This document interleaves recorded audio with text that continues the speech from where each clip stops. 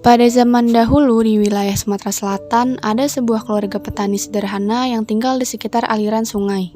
Keluarga tersebut mempunyai seorang anak perempuan yang sangat cantik parasnya bernama Juani. Tak hanya mempunyai wajah yang cantik, badannya pun langsing sehingga banyak gadis-gadis yang iri melihatnya.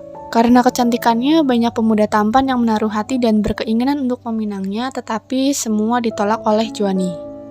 Orang tuanya pun sempat khawatir kalau anak sematawayangnya akan menjadi perawan tua.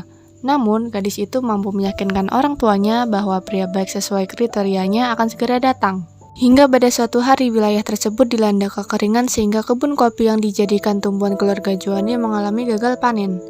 Akibatnya, ayah Juani pun terpaksa harus berhutang kepada seorang rentenir kaya untuk memenuhi biaya hidup sehari-hari sampai musim panen selanjutnya tiba. Lama-kelamaan hutang tersebut kian menumpuk, sang ayah pun tidak mampu membayar saat ditagih.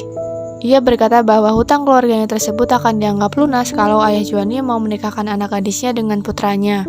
Juani terpaksa setuju untuk menikah dengan anak rentenir yang bernama Bujang Juandan, demi membantu orang tuanya.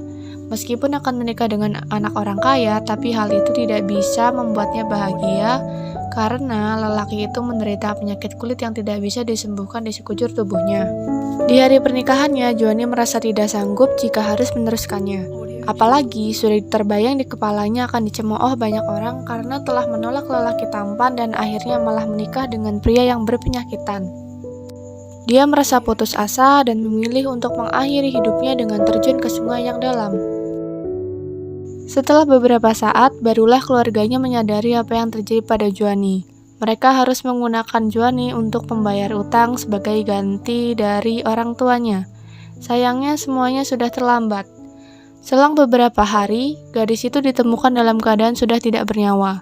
Konon, sejak kematian Juani di sungai tersebut, akan terdengar suara seorang gadis yang menangis dan sering meminta korban, terutama laki-laki.